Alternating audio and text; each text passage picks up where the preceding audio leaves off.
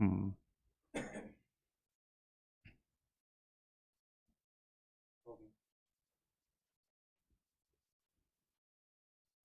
Hello friends, कैसा सब लोग। तो फ्रेंड्स, आज की वीडियो के अंदर मैं आपको कराऊंगा एक ऐसा महत्वपूर्ण टॉपिक जो आपके सीटेट के एग्जाम में जरूर पूछा जाता है। एक नंबर का कंफर्म आता है, 1 से 2 नंबर का भी आपके एग्जाम में देखा जाता है। ना सिर्फ आपके सीटेट के एग्जाम में आता है, बल्कि आपका कोई भी टीचिंग का एग्जाम हो या कोई भी आपका टेट का एग्जाम हो, वहां पर भी आपको देखने को मिलता है। जो आज की वीडियो के अंदर मैं आपको कराने वाला हूं टॉपिक, उस टॉपिक का नाम है आपका जीन पियाजे। जीन पियाजे का संज्ञानात्मक विकास का सिद्धांत, जो कोग्निटिव डेवलपमेंट थ्योरी दी थी जीन पियाजे ने, इस थ्योरी के बारे में आपको बताऊंगा कि सिद्धांत होता क्या है, इसके अंदर कौन कौन से कंसेप्ट आते हैं, जो सिद्धांत के अंदर विकास की जो अवस्थाएं है उनके बारे में बताऊंगा, जहां से क्वेश्चन आपके एग्जाम में आते हैं। जितनी भी चीजें आज की वीडियो के अंदर मैं आपको बताने वाला हूं जीन पियाजे से संबंधित, इन चीजों को समझ लेना, ध्यान से सुनना मेरी बात, रटना मत, समझ लेना, क्योंकि सीटेट के एग्जाम में क्वेश्चन अब आपका अंडरस्टैंडिंग लेवल पर पूछा जाएगा। तो आज की वीडियो को देखने के बाद शायद मुझे लगता नहीं कोई क्वेश्चन बचेगा जिसका आंसर आप लोग ना दे पाओ। उसी तरीके से जितने भी आपके महत्वपूर्ण टॉपिक है, क्योंकि आप सभी को पता है मैं सिर्फ वही चीजें कराता हूं जो आपके एग्जाम में आती है, तो जो जो इंपोर्टेंट टॉपिक आपके सिलेबस के अंदर दिए हुए हैं उन टॉपिक को मैं अपने यूट्यूब चैनल पर कराता रहूंगा। तो आज आपका पहले टॉपिक से आपकी शुरुआत हो रही है। एक तरफ मैं आपको क्वेश्चन आंसर की क्लास दे रहा हूं, दूसरी तरफ आपको टॉपिक वाइज क्लास दे रहा हूं। तो इससे क्या होगा, आपके कंसेप्ट क्लियर होते जाएंगे और साथ के साथ आपकी प्रैक्टिस भी होती जाएगी। लेकिन आपका सिलेबस काफी बड़ा है, एग्जाम तक देखते हैं कितने आपके टॉपिक होते हैं। वरना अगर आपको सारा कोर्स डिटेल में चाहिए तो ये पूरा का पूरा मेरा कोर्स है, ये मेरे सीटेट के नोट्स है, जिनको आप लोग ले सकते हो मेरी वेबसाइट पर जाकर sachinacademy.com। आप लोगों को सीधा एक काम करना है, अपना गूगल खोल लेना आप लोग। तो गूगल खोलने के बाद उसमें सीधा लिख देना आप लोग सचिन एकेडमी। जैसे आप लोग गूगल में जाके लिखोगे sachinacademy.com, तो उसके बाद मेरी वेबसाइट खुलकर आ जाएगी कुछ इस तरीके से। यहां पर देखिए, चाहे आपका पेपर फर्स्ट है, चाहे आपका पेपर फर्स्ट और सेकंड दोनों है, या उनके साथ में मॉक टेस्ट भी है, तो सभी आपको ये चीज दी हुई है। यहां पर जाकर आप लोग इनको ले सकते हो अपना रजिस्ट्रेशन नंबर डालकर, ठीक है। उसके बाद आपकी जो नोट्स होंगे वो डाउनलोड हो जाएंगे, साथ में पासवर्ड दिया होगा, उस पासवर्ड से उसको खोल लेना। अगर कोई क्वेश्चन आपका है, कोई कुछ चीज पूछनी है, तो व्हाट्सअप का आइकन है, इस पर ओके करना, आपके क्वेश्चन का आंसर आपको मिल जाएगा कुछ घंटे बाद ही, ठीक है। तो चलिए अब मैं शुरुआत करता हूं आपके पहले टॉपिक की, जीन पियाजे के संज्ञानात्मक विकास सिद्धांत के बारे में। जो लोग नए आए हैं वो चैनल को सब्सक्राइब कर लेना, क्योंकि आपके एग्जाम पास होने तक मैं आपके साथ रहूंगा और इसी तरीके से मेरे यूट्यूब चैनल पर क्लासेस चलती रहेगी। तो आप लोग मेरे चैनल को सब्सक्राइब कर लेना, ठीक है, ताकि सभी क्लासेस आपको मिलती रहे। उसके अलावा देखते हैं जीन पियाजे के बारे में। ये चीज मैंने आपको बता दी, नोट्स के बारे में बता दिया कि इसके अंदर आपको सिलेबस के अकॉर्डिंग जितने आपके टॉपिक होते हैं वो मिल जाएंगे। एनसीईआरटी किताबों का निचोड़ आपको मिल जाएगा, 8 क्लास तक का कोई एनसीईआरटी आपको पढ़ने की जरूरत नहीं है। प्रीवियसर क्वेश्चन पेपर लेने के लिए अलग से बुक लेने की जरूरत नहीं है, सभी प्रीवियसर के क्वेश्चन पेपर इसके अंदर आपको मिल जाएंगे। नए टॉपिक इसके अंदर आपको मिल जाएंगे जो सीटेट में पिछली बार ऑनलाइन आए थे। मोस्टली नोट्स आपके बाइलिंगुअल है और आसान भाषा में, फोटो और ट्रिक के साथ है, ठीक है। जैसे जिनकी मैथ्स कमजोर है तो उनके लिए बड़े फायदेमंद है।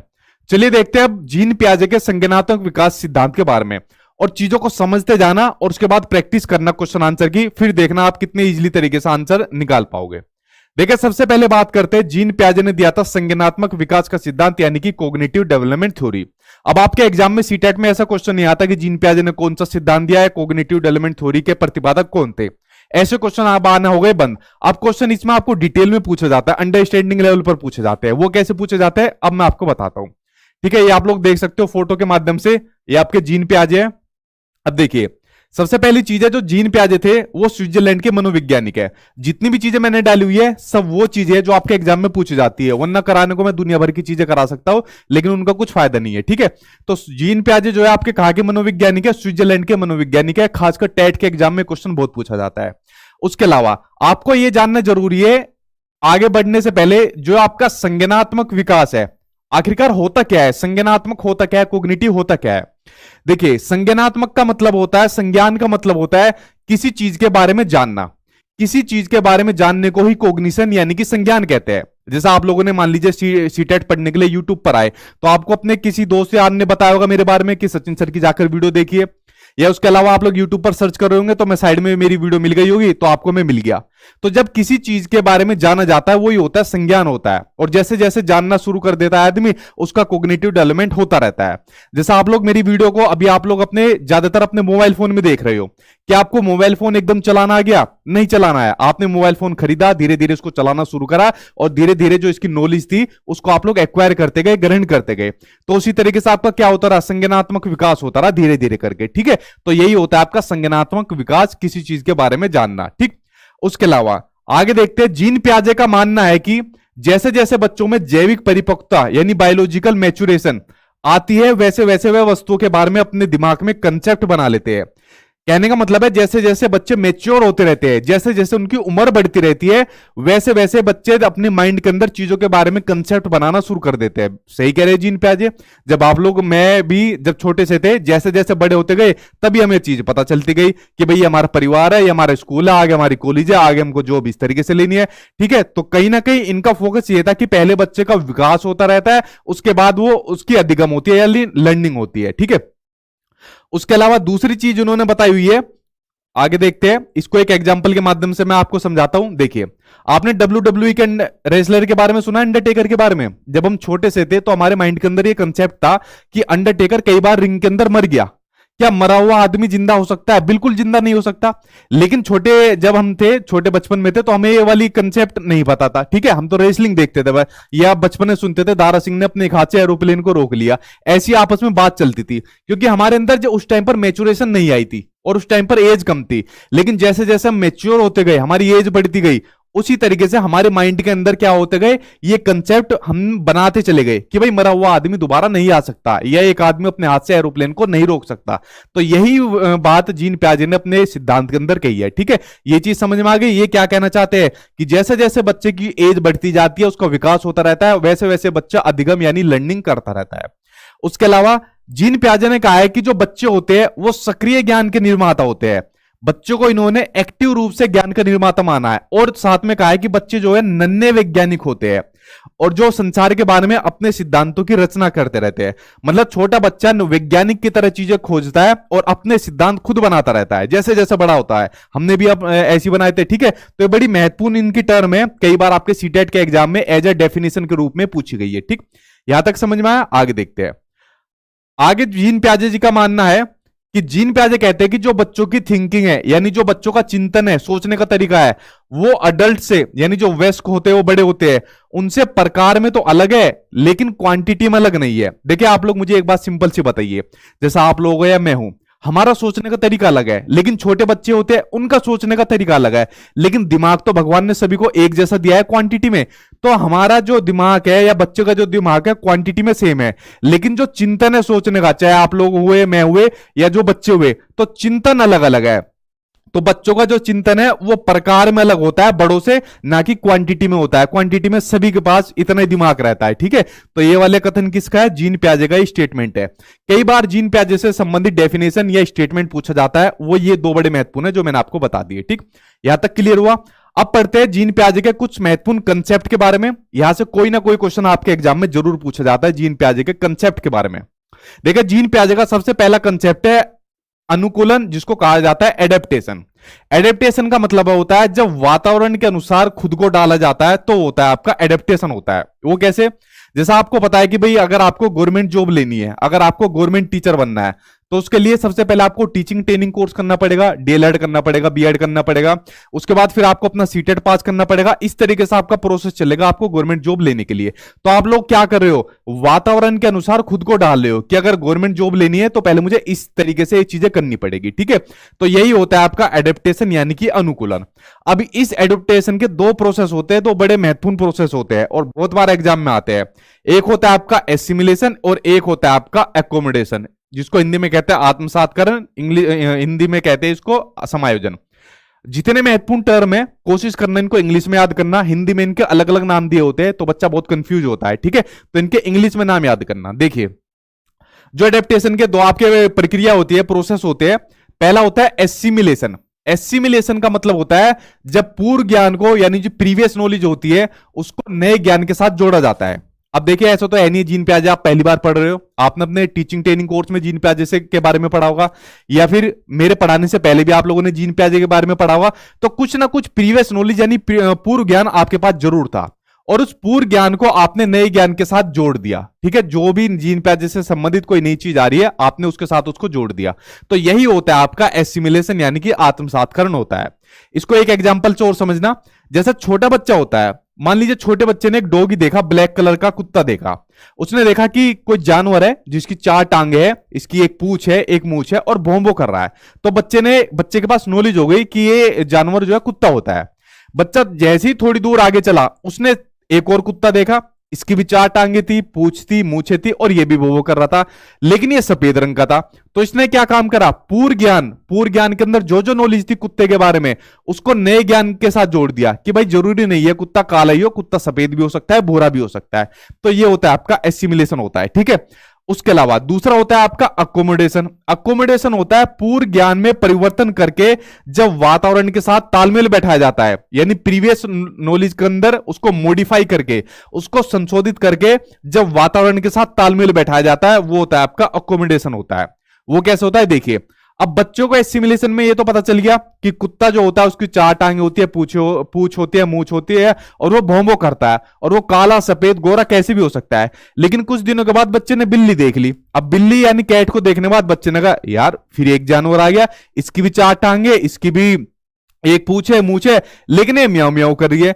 तो इसने क्या बैठाया, इसने अपनी पूर्व ज्ञान में परिवर्तन करा, उसको मॉडिफाई करा, उसको संशोधित करा कि भाई जरूरी नहीं है 4 टांगे वाला पूंछ वाला कुत्ता ही होगा, वो बिल्ली भी हो सकती है, वो आपका चीता भी हो सकता है, कुछ भी हो सकता है। ठीक है, तो ये होता है आपका एकोमोडेशन होता है। तो 2 प्रोसेस को आप लोग समझ गए, एसिमिलेशन और अकोमोडेशन को, ये दोनों आपके एडेप्टेशन के आपके प्रोसेस होते हैं। ठीक है, चलिए देखते हैं अब आगे बात करते हैं इक्विलिब्रेशन की। इक्विलिब्रेशन जो होता है इसको सिंपल सा ये समझना, जो आपके दोनों प्रोसेस होते हैं ना, एसिमिलेशन और आपका एकोमोडेशन, इनके बीच में संतुलन बनाने का काम करता है, यानी कि बैलेंस बनाने का काम करता है आपका इक्विलिब्रेशन। ये दोनों प्रोसेस जब चलते हैं तो उनके बीच में जो बैलेंस बनाता है वो होता है आपका इक्विलिब्रेशन होता है। ठीक है, इसको अलग अलग नाम से कहते हैं, संतुलन कहते हैं, साम्य धारण कहते हैं। अब इसी के अंदर एक बड़ी महत्वपूर्ण टर्म आती है आपका स्कीमा। अब देखिए स्कीमा क्या होता है, स्कीमा होता है कि जब मानव के दिमाग में जो चीजें पहले से स्टोर होती है और वह उनका यूज करके किसी विषय के प्रति एक कंसेप्ट बना लेता है, तो इसको स्कीमा कहते हैं। भाई आप लोग देखिए, जब आप लोगों को आपके दोस्त यार ने बताया होगा या यूट्यूब पर किसी ने बताया होगा कि सचिन सर की वीडियो देखिए, तो आपके दिमाग में पहले से चीजें स्टोर थी कि भाई यूट्यूब पर कोई सचिन सर है, वो पढ़ाते हैं और टीचिंग एग्जाम की तैयारी करते हैं, तो आपके दिमाग में पहले से चीज स्टोर थी। लेकिन इन्हीं इंफॉर्मेशन का यूज करके आपने किसी विषय के प्रति यानी मेरे प्रति एक कंसेप्ट बना लिया कि यार ये हमारे सचिन सर है, ऐसे दिखते हैं, ठीक है, अच्छी खासी इनकी बॉडी भी दिख रही है, हैंडसम जैसे दिखते हैं और पढ़ाते बहुत बढ़िया है। ठीक है, ये तो मैं जनरली कह रहा हूं, ठीक, वैसे करके तो आपने मेरे बारे में बहुत सारे कंसेप्ट बना लिए। ठीक है, किस तरीके से पढ़ाते हैं, ऐसे एग्जाम्पल देते हैं, अपने नोट्स देते हैं, फलाना फलाना। तो देखिए जो चीज नॉलेज आपके पास पहले से पता थी आप लोगों को मेरे बारे में, उसी का यूज करके आपने मेरे प्रति एक कंसेप्ट बना लिया, तो यही होता है स्कीमा होता है। ऐसा कंसेप्ट आप लोग बहुत चीजों के बारे में बनाते हो, अपने दोस्त यार के बारे में, स्कूल के बारे में, कैरियर के बारे में, तो ये सब चीज आपके माइंड के अंदर स्कीमा रहता है। मेरे अंदर भी है, दुनिया के हर किसी व्यक्ति के अंदर क्या होती है, स्कीमा होता है। ठीक है, अब देखिए इसमें एक वर्ड और आ रहा है कि जो स्कीमा की जो प्रवृत्ति होती है और जो प्रतिक्रिया होती है वो बाय बर्थ होती है, यानी जन्मजात होती है। बिल्कुल सही बात है, जब हम छोटे होते हैं तो जब से लेकर हमारे माइंड के अंदर पता नहीं कितने स्कीमा बन गए, पता नहीं कितने कंसेप्ट हम लोगों ने बना लिए। तो ये जो प्रक्रिया होती है ये जन्मजात होती है, बाय बर्थ होती है मानव शिशु के अंदर, छोटे बच्चे के अंदर। ठीक है, उसके अलावा अगला कंसेप्ट देखते हैं। अगला कंसेप्ट आपका ऑर्गेनाइजेशन यानी कि संगठन। संगठन क्या होता है, देखिए अब आपको पता चल गया स्कीमा क्या होता है। इन्हीं स्कीमा को ऑर्गेनाइज करना, संगठित तरीके से करना, यही आपका क्या होता है, ऑर्गेनाइजेशन होता है। जैसा आपको पता चल गया कि भाई टीचिंग एग्जाम की तैयारी कराने के लिए या सीटेट वगैरह की तैयारी कराने के लिए हम तो सचिन सर की वीडियो देखते हैं, लेकिन कोई बच्चा एसएससी की भी तैयारी कर रहा है तो एसएससी के लिए किसी दूसरे टीचर को देखेगा। कोई बच्चा बैंक की तैयारी भी कर रहा है तो बैंक की तैयारी के लिए वो किसी और टीचर को फॉलो करेगा। तो आपने क्या काम करा, आपके माइंड के अंदर जो जो स्कीम आते टीचर के प्रति, आपने उनको क्या काम कर दिया, ऑर्गेनाइज कर दिया कि यार सीटेट के लिए हम सचिन सर की वीडियो देखेंगे, इनसे पढ़ेंगे, एसएससी के लिए इन टीचर से पढ़ेंगे, बैंक के लिए इन टीचर से पढ़ेंगे। तो बेसिकली आपने क्या काम करा, स्कीमा को पुनर्व्यवस्थित आप लोगों ने कर दिया, इनको ऑर्गेनाइज कर दिया। ठीक है, जैसे मॉल के अंदर जाते हैं, कपड़े जीन्स अलग रहती है, पैंट अलग रहती है, टी शर्ट अलग रहती है, साबुन वगैरह अलग होती है, तो क्या होता है अलग अलग जो पुनर्व्यवस्थित करना होता है स्कीमा को। ठीक, इसको समझ गए, आगे देखते हैं। ये बड़े महत्वपूर्ण कंसेप्ट थे जो मैंने आपको बताया, और कोई ना कोई एक नंबर का इनसे जरूर आपके एग्जाम में देखने को मिल जाता है। ठीक, अब हम पढ़ते हैं जीन पियाजे ने विकास की जो अवस्थाएं बताई थी, डेवलपमेंट की, इन्होंने कितनी अवस्थाएं बताई थी, 4 अवस्थाएं बताई थी। अब इन 4 अवस्थाओं में से जरूर आपके एग्जाम में क्वेश्चन आता है, एक एक करके ध्यान से सुनना और समझते जाना, उसके बाद प्रैक्टिस करके देख लेना आप लोग, चाहे आप लोग सभी क्वेश्चन का आंसर निकाल दोगे। ठीक है, अब देखिए जीन पियाजे ने जो संज्ञानात्मक विकास की अवस्था बताई, कितनी बताई, 4 बताई थी। देखिए वो कैसे होते हैं, ये तो आपको पता चलिए जीन पियाजे का क्या मानना था कि जैसे जैसे बच्चा बड़ा होता जाता है, जैसे जैसे उसकी उम्र बढ़ती जाती है, मैच्योर होता जाता है, वैसे वैसे बच्चे का विकास भी होता रहता है। ठीक है, अब देखिए इसके अंदर इन्होंने जो अपनी पहली स्टेज बताई थी, वो बताई थी आपकी सेंसरी मोटर स्टेज। कौन सी बताई थी, सेंसरी मोटर स्टेज, संवेदी पेशीय अवस्था, इंद्रिय गामक अवस्था भी कहते हैं, इंद्रिय जीत अवस्था भी कहते हैं, पता नहीं दुनिया भर के नाम है, लेकिन इंग्लिश में नाम आप इसका याद करना, सेंसरी मोटर स्टेज। इस अवस्था के अंदर जो बच्चा होता है वो होता है जन्म से लेके 2 साल तक का जो बच्चा होता है वो आपका सेंसरी मोटर स्टेज के अंदर होता है। और इसमें जो बच्चा चीजें सीखता है वो अपने सेंसरी ऑर्गन के थ्रू सीखता है, यानी अपनी ज्ञानेंद्रियों के माध्यम से सीखता है। 2 साल तक का बच्चा, ज्ञानेंद्रिय कौन कौन सी होती है, आंख होती है, कान होती है, नाक होती है, हमारी स्किन होती है और जीभ होती है। 5 सेंसरी ऑर्गन होते हैं हमारे, जिसके माध्यम से बच्चा चीजों को सीखता है। ठीक है, 2 साल तक का बच्चा, और कोई तरीका नहीं होता उसके पास, हम लोगों ने भी ऐसी सीखी थी। उसके अलावा इसी अवस्था के अंदर एक बड़ा महत्वपूर्ण कंसेप्ट आपका पूछा जाता है और बहुत बार पेपर में आता है, ऑब्जेक्ट परमानेंस, यानी वस्तु स्थायित्व है। और क्वेश्चन ये पूछा जाता है ऑब्जेक्ट परमानेंस का कंसेप्ट किस अवस्था के अंदर बच्चा ढूंढ लेता है। ठीक है, तो आपकी जो सेंसरी मोटर स्टेज है उसके अंदर आपका वस्तु स्थायित्व का गुण बच्चे के अंदर आ जाता है। वस्तु स्थायित्व का गुण मतलब जब बच्चा अपने दिमाग में वस्तुओं की छाप बनाना शुरू कर देता है, जिससे वह छिपी हुई वस्तुओं को भी ढूंढ लेता है, तो ये होता है ऑब्जेक्ट परमानेंस। इसमें क्या होता है, बच्चा अपने सेंसरी ऑर्गन का यूज करता है, जो 5 सेंसरी ऑर्गन है। आप लोग एक तरीका अपना के देख लेना, कोई मोबाइल फोन ले लेना और बच्चा मान लीजिए उससे खेल रहा है या बच्चों को पता है, उसको छिपा देना तकिए के पीछे, बच्चा उसको ढूंढ लेगा। ठीक है, अपने सेंसरी ऑर्गन के थ्रू। अगर आप लोगों के पास कोई चाबी है, घर की चाबी है, बाइक की, गाड़ी की चाबी है, उसको आपने आज कहीं पर रख दिया, बच्चे के सामने रख दिया, कल आप लोग भूल सकते हो, बच्चा उसको नहीं भूल सकता, बच्चा बता देगा इशारे से कि यहां पर चाबी है। ठीक है, तो बच्चा जितनी भी चीजें सीखता है अपने सेंसरी ऑर्गन के माध्यम से सीखता है, और जो वस्तु स्थायित्व का गुण होता है, ऑब्जेक्ट परमानेंस का गुण है, वो बच्चे का अंदर इस स्टेज के अंदर आ जाता है। ठीक है, ये बड़ा महत्वपूर्ण कंसेप्ट है जो आपका इस स्टेज के अंदर होता है। उसके अलावा दूसरी स्टेज हो जाती है आपकी प्री ऑपरेशनल स्टेज, जिसको कहा जाता है पूर्व संक्रियात्मक अवस्था। अब बच्चा हो गया 2 साल से लेकर 7 साल तक का बच्चा हो गया, जो बच्चे की उम्र है वो 2 साल से लेकर 7 साल तक की है। देखिए जैसे कि इस स्टेज का नाम है कि पूर्व संक्रियात्मक अवस्था, यानी कि क्रिया करने से पहले की जो अवस्था होती है वो होती है आपकी प्री ऑपरेशनल स्टेज। इस स्टेज के अंदर बच्चा क्या होता है, जो भी चीज उसके सामने आएगी वो उसको देख भी लेगा, समझ भी लेगा, लेकिन कोई रिस्पॉन्स या क्रिया नहीं कर पाएगा। इसलिए इसको कहा जाता है पूर्व संक्रियात्मक अवस्था, यानी कि क्रिया करने से जो पहले की अवस्था होती है। अब देखिए इसके अंदर बड़े महत्वपूर्ण कंसेप्ट आपके आते हैं, उनको समझना जरूरी है। ये पहला आ गया आपका सिंबल से जुड़ा हुआ। जो पिछली बार सीटेट का ऑनलाइन एग्जाम हुआ है उसमें कई बार क्वेश्चन आपके सिंबल से पूछा गया था, वरना इससे पहले जितनी बार भी सीटेट हुआ है मेरे ख्याल से 1-2 बार ही आया है, वरना पिछली बार ऑनलाइन में हद कर दी थी कि जो सिंबल्स प्रतीकों का विकास है किस अवस्था के अंदर हो जाता है। देखिए इसमें क्या होता है प्री ऑपरेशनल स्टेज के अंदर, इसमें बच्चा जो प्रतीक होते हैं, जो सिंबल्स होते हैं, इनका यूज करने में निपुण हो जाता है। कैसे, अब मान लीजिए 2 साल से लेकर 7 साल तक का बच्चा है, अपने घर के अंदर भी आप 2 साल से लेकर 7 साल तक के बच्चों को एरोप्लेन, तो सीधा उसका माइंड के अंदर एरोप्लेन की फोटो छप जाएगी। आप उसके सामने क्या साइकिल, तो साइकिल की फोटो छप जाएगी। आपने देखा होगा एक सीटेट के अंदर क्वेश्चन आया था, मुझे ध्यान आ गया कि एक लड़की होती है, पता नहीं क्या नाम था उस लड़के का, ध्यान नहीं आ रहा। तो जो चिप्स आपने देखे ना, चिप्स, इन चिप्स को वो कौन थे, तितली, इन चिप्स को तितली समझ रही थी कि ये तितली की तरह उड़ रहे, अपने दूसरे बच्चों को बता रही थी। तो वो उसके अंदर किस सिंबल्स का यूज हो रहा है, या वो किस स्टेज के अंदर यहाँ पर बच्चा अपना जो प्रदर्शन है उसको प्रदर्शित कर रहा है, ठीक है। तो वो आपका इसी स्टेज के अंदर कर रहा है, पूर्ण संक्रियात्मक अवस्था की, क्योंकि यहां पर बच्चों को सिंबल्स का यूज करना आ गया। अब यहां से उसने एक लेज का पैकेट उठाया और अपने दोस्तों को, अपनी बहन को कहा कि देखो तितली। अब उसको पता है कि तितली दिखने में ऐसी होती है, जैसे जब हम छोटे से थे या बच्चा छोटा सा होता है तो एक बड़ा सा लकड़ी का डंडा लिया या झाड़ू ली और अपने पैर के नीचे लगाई और उसके बाद चल मेरे घोड़े तुक तुक तुक, इस तरीके से करना शुरू कर दिया। अब बच्चे को पता है जो लकड़ी का डंडा हमने लिया है, झाड़ू ली है, ये इसको हमने घोड़ा समझ लिया, यानी बच्चे के माइंड में घोड़े का सिंबल्स पता था, घोड़े के प्रतीक के बारे में पता था, घोड़ा कैसा होता है, और फिर उसको चलाना हमने शुरू कर दिया, ठीक है। तो जो सिंबल्स की जो नॉलेज होती है वो बच्चों को प्री ऑपरेशनल स्टेज के अंदर आ जाती है, यानी अपने माइंड के अंदर बच्चा सिंबल्स का यूज करना सीख जाता है। बड़ा महत्वपूर्ण क्वेश्चन है, आपके पिछली बार सीटेट में ऑनलाइन में लगभग कई शिफ्ट में पूछा गया था, ठीक। उसके अलावा इसी स्टेज में क्या होता है, बच्चा लक्ष्य निर्देशित व्यवहार, इसको करो गोल्ड की जगह गोल, ये मिसप्रिंट हो गया, गोल डायरेक्टेड बिहेवियर की क्षमता बच्चे के अंदर आ जाती है। अब देखिए 2 साल से लेकर 7 साल तक का बच्चा है। अब मान लीजिए बच्चे के सामने क्या है, बच्चे के सामने गोल है कि बच्चों को खाना चाहिए, तो खाना खाने के लिए कैसा करेगा वो अपना व्यवहार, मम्मी मुझे भूख लग रही है खाना दे दो। लेकिन 2 साल तक का बच्चा नहीं कर सकता, वो तो रोना शुरू कर देगा, घर वालों को आके खिलाना पड़ेगा। या ये वाला बच्चा क्या काम करेगा, 2 साल से लेकर 7 साल तक का, फ्रिज के अंदर गया, अपना वहां से खाना लिया और खाना शुरू कर दिया। तो ये क्या होता है, जो उसका गोल है, मान लीजिए उसका गोल है खाना खाना, तो अपने गोल के प्रति व्यवहार करना शुरू कर देता है आपका प्री ऑपरेशनल स्टेज के अंदर, जबकि सेंसरी मोटर स्टेज के अंदर आपका नहीं करता। आपको बच्चों को खुद ही खाना खिलाना पड़ेगा 2 साल तक के बच्चों को, ठीक है।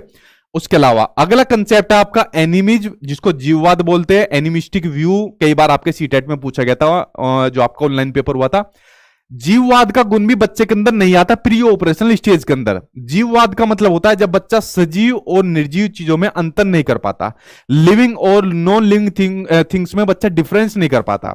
अब जैसे छोटा बच्चा है, छोटा बच्चा चलते चलते मान लीजिए गिर गया जमीन पर, या फिर गेट में आगे, गेट में उसका पैर लग गया और बच्चे ने रोना शुरू कर दिया, तो तभी उसके घर वाले आते हैं, उसकी मम्मी आती है, अरे मेरे बच्चों को पीट दिया, अरे धरती ने मारा है, लो मैं धरती की पिटाई कर देती हूँ, या गेट ने आपको मारा है, मैं गेट की पिटाई कर देती हूँ। तो बच्चा चुप हो जाता है, या बच्चा कहता है कि मम्मी और मारो इसे, ठीक है। अब बच्चों को क्या पता कि ये जो धरती हो गई है, जो गेट हो गया, ये निर्जीव चीजें है, नॉन लिविंग थिंग्स है। तो यहां पर बच्चा डिफरेंस पैदा नहीं कर पा रहा है, सजीव और निर्जीव चीजों में बच्चा अंतर पैदा नहीं कर पाता। तो यही होता है आपका एनिमिज्म, यानी आपका जीववाद का कंसेप्ट होता है। प्री ऑपरेशनल स्टेज के अंदर जितने भी महत्वपूर्ण कंसेप्ट है उसमें बच्चों का अभाव आपको देखने को मिलता है, ठीक है। उसके अलावा अगला पॉइंट देखते हैं। अगला पॉइंट है आपका ईगो सेंट्रिज्म, अहम केंद्रित। बहुत बार पूछा जाता है अहम केंद्रित का संबंध किससे, आपका जीन प्याजे से है, ठीक है। ईगो सेंट्रिज्म नाम से पता चल रहा है, ईगो इस स्टेज के अंदर बच्चे के अंदर बहुत ईगो मिलती है। इसमें बच्चा यह सोचना शुरू कर देता है कि जो वह कर रहा है, जो वह सोच रहा है, वह सब ठीक है और पूरी दुनिया बेवकूफ है, पूरी दुनिया पागल है। अगर मुझे वेनिला आइसक्रीम पसंद है तो सबको वेनिला आइसक्रीम खानी पड़ेगी, पूरी दुनिया को वेनिला आइसक्रीम खानी पड़ेगी। अगर मुझे कैडबरी की चॉकलेट पसंद है तो सब यही चॉकलेट खाओ।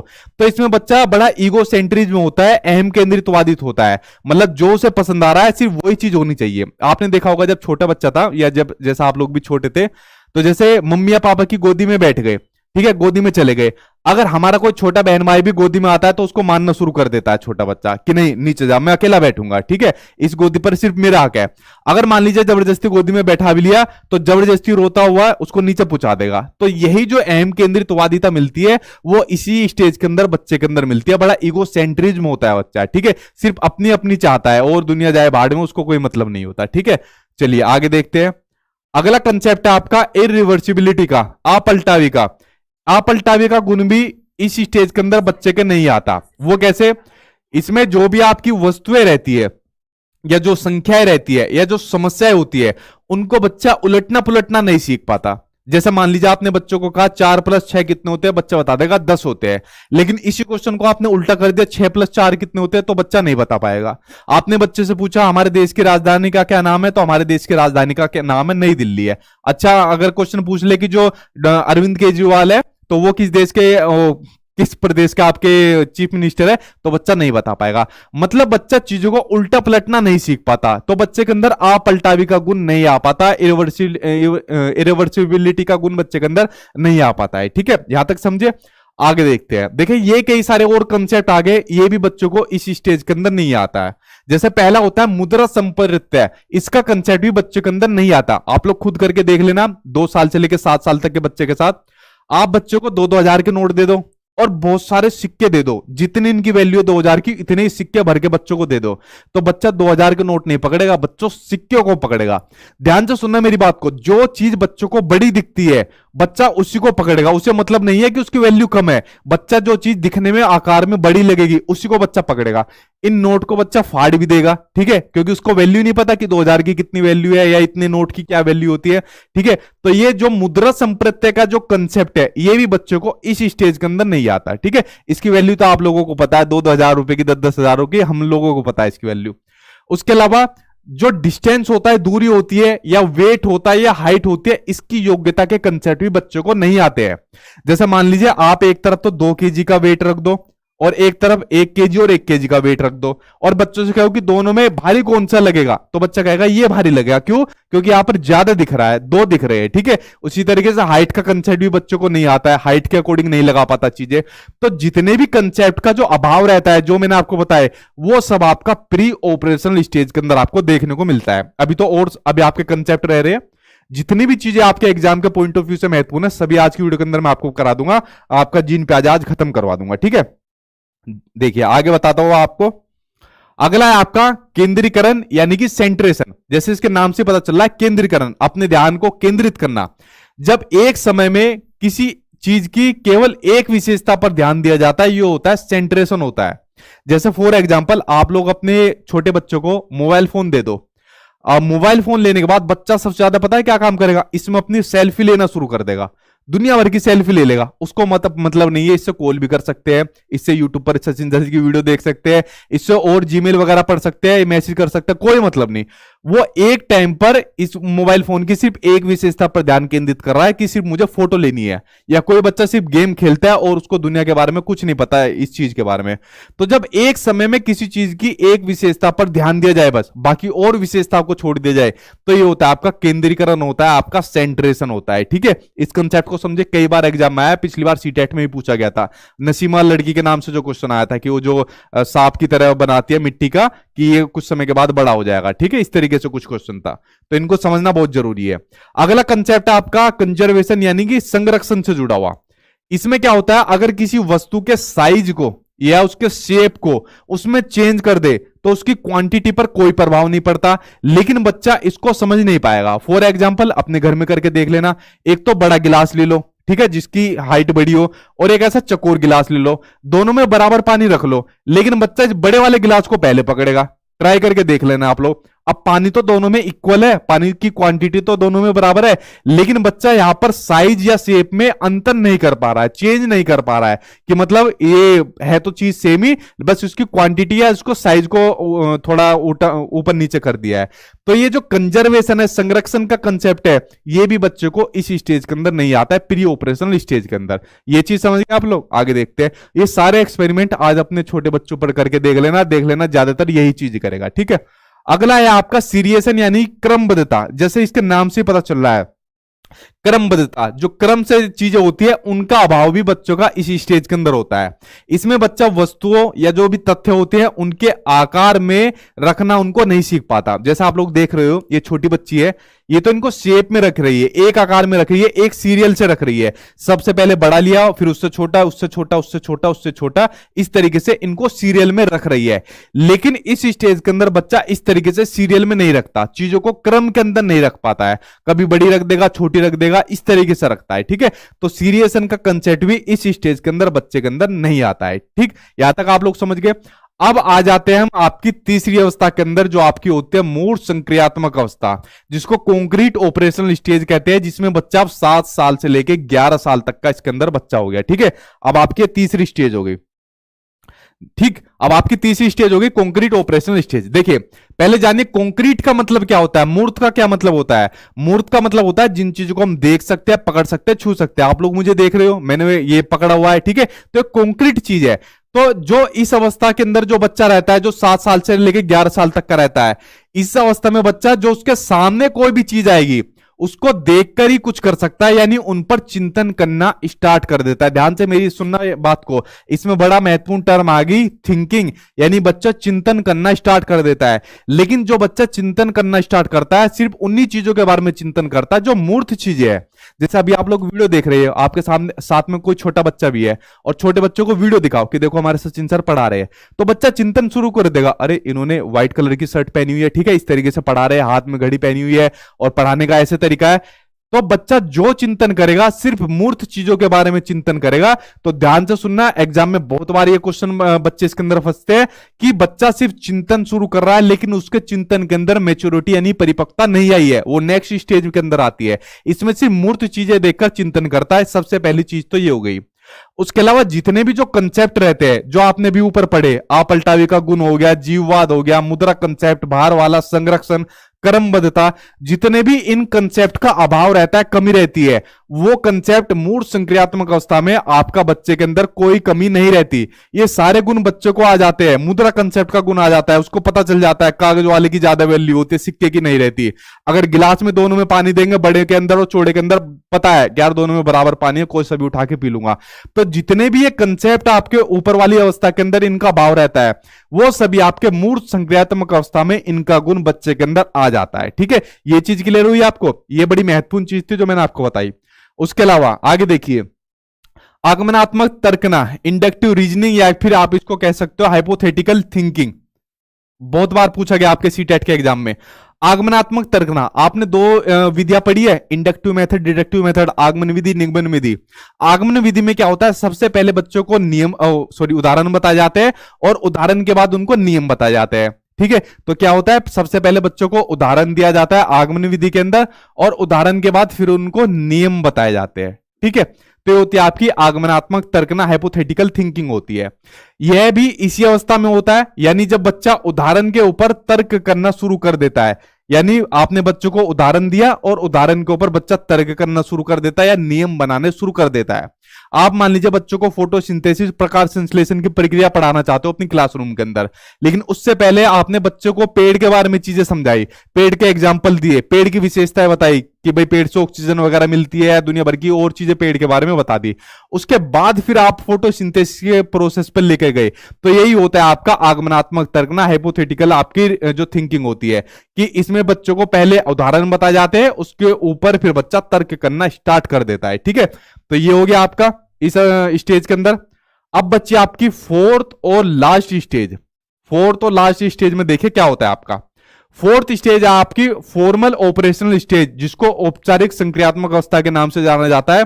इसमें जो बच्चे की उम्र होती है वो होती है 11 साल से प्लस की, या फिर आप लोग कह सकते हो 11 साल से लेके या 15 साल तक का बच्चा। ये होती है जीन प्याजे की फोर्थ स्टेज। अब देखिए इसमें पहला पॉइंट ये लिखा हुआ है, यह संज्ञान की सर्वोच्च अवस्था है, यानी कॉग्निशन की सबसे ऊंची अवस्था कौन सी है, आपकी फोर्थ स्टेज होती है। कॉग्निशन मैंने आपको शुरू में बताया था कि किसी भी चीज को जानना क्या होता है, कॉग्निशन होता है, संज्ञान होता है। तो इसमें फोर्थ अवस्था के अंदर बच्चा अब 11 साल से ऊपर का हो गया, यानी बच्चा अब चीजों के बारे में सब कुछ जान पहचान रहा है। ठीक है, तो ये सबसे ऊंची अवस्था है। इसमें बच्चा अमूर्त चिंतन यानी कि एब्स्ट्रैक्ट थिंकिंग करने स्टार्ट कर देता है। अब देखना दोनों में कंफ्यूज तो मत होना। मूर्त संक्रियात्मक अवस्था जो आपकी गई थी, कॉन्क्रीट स्टेज गई थी, उसमें बच्चा सिर्फ चिंतन करना स्टार्ट करता है, जो और चिंतन भी उन्हीं स्टार्ट का करता है जो मूर्त चीजें होती है, जिनको बच्चा देख सकता है, पकड़ सकता है, छू सकता है। लेकिन फॉर्मल ऑपरेशनल स्टेज के अंदर बच्चा अमूर्त चिंतन स्टार्ट करना शुरू कर देता है। आपके घर के अंदर जैसे मान लीजिए 11 साल के प्लस का कोई बच्चा है और अभी आप लोग, मैं उसको वीडियो के अंदर दिख रहा हूं, अगर मैं वीडियो में नहीं भी दिखूंगा, ठीक है, तब भी वो बता देगा कि कोई टीचर है, वो पढ़ा रहे हैं और ये कंसेप्ट पढ़ा रहे हैं। ठीक है, तो जो एब्स्ट्रैक्ट थिंकिंग है बच्चे के अंदर, अमूर्त चिंतन है, वो इस स्टेज के अंदर आना उसका शुरू हो जाता है। जैसे उसमें मूर्त संक्रियात्मक अवस्था में थी आपकी आगमनात्मक तर्कना, इसी का सेम उल्टा निगमनात्मक तर्कना, वो आपकी इस स्टेज के अंदर आती है। ठीक है, निगमनात्मक तर्कना में क्या होता है, सबसे पहले बच्चों को नियम दिए जाते हैं, उसके बाद फिर उसे उदाहरण दिए जाते हैं। तो निगमनात्मक तर्कना में क्या होता है, इसमें बच्चा नियमों के ऊपर तर्क करना शुरू कर देता है। मूर्त संक्रियात्मक अवस्था में क्या था, बच्चा उदाहरण के ऊपर नियम या तर्क करना शुरू कर देता है और इसमें नियमों के ऊपर तर्क करना शुरू कर देता है। ठीक है, जैसे आप लोग बच्चों को मैथ्स के क्वेश्चन करा रहे हो, तो मैथ्स का क्वेश्चन कराने के लिए सबसे पहले आपको बच्चों को नियम बताने पड़ेंगे। नियम बताने के बाद फिर आपको उसका एग्जाम्पल यानी कि उसका उदाहरण आपको देना पड़ेगा मैथ्स के अंदर। अब मान लीजिए मैथ्स के अंदर आप बच्चों को कोई भी क्वेश्चन सोल्व करा रहे हो, रेक्टेंगल का सोल्व करा रहे हो और उसका फॉर्मूला बच्चों को नहीं आता, उसका नियम बच्चों को नहीं आता, क्या उसको सोल्व कर पाएगा? दुनिया भर के एग्जाम्पल आप दे दो, नहीं कर पाएगा। तो निगमनात्मक तर्कना में पहले बच्चों को नियम बताया जाता है, उस नियम के ऊपर बच्चा फिर तर्क करने लग जाता है। ठीक है, तो ये समझ गए दोनों के अंदर डिफरेंस। आगे देखते हैं। अब जीन प्याजे की जो चारों अवस्थाएं थी वो मैंने आपको बता दिया। जो क्वेश्चन आपके एग्जाम में आता है वो इन्हीं में से आता है, जो जो चीज मैंने आपको बताई थी, बस इनको समझ लेना। ठीक है, इनके बाहर आपके एग्जाम में क्वेश्चन नहीं आएगा।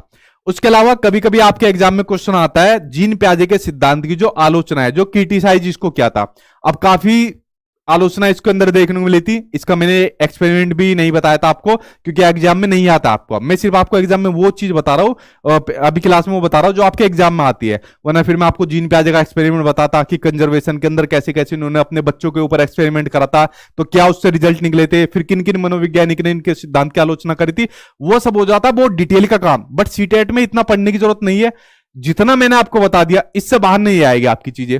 जैसे इस सिद्धांत की आलोचना आपके एग्जाम में पूछी गई थी, वो आपको बताता हूं जो सीटेट में आती है।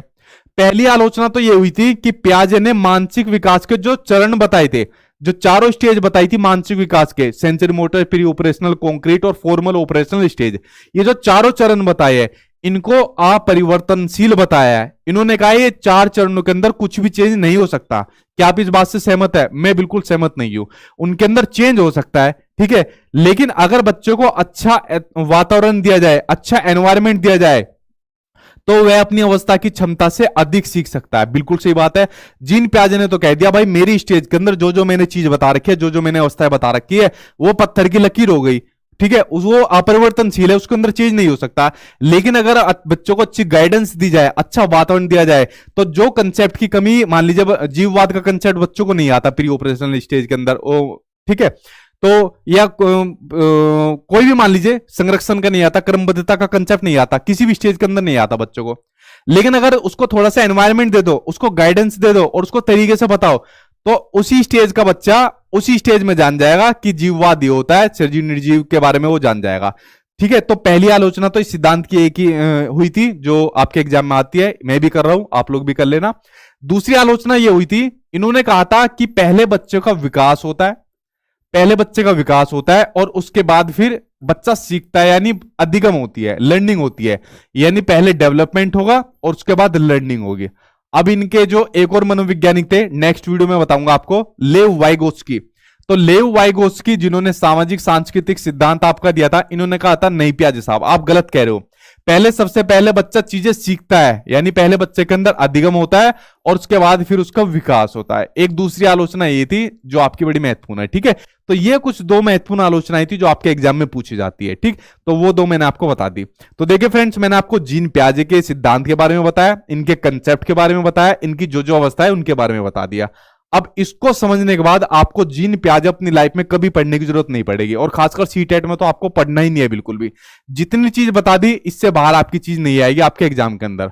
अब बस जितना हो सके आप लोग प्रैक्टिस करिए, जो मैंने आपको अपने नोट्स दे रखे हैं उसके अंदर आप लोग प्रैक्टिस करिए, क्योंकि उसके अंदर प्रीवियस ईयर के क्वेश्चन डाले हुए हैं। खासकर जो ऑनलाइन पेपर में जो पूछे गए थे ना, उनको ज्यादा प्रैक्टिस करना, क्योंकि उन क्वेश्चन का लेवल बहुत अच्छा है पूछने का, अंडरस्टैंडिंग लेवल पर पूछे गए थे वो। ठीक है, तो नोट्स के अंदर जितने क्वेश्चन दे रखे हैं अब उनको प्रैक्टिस करिए।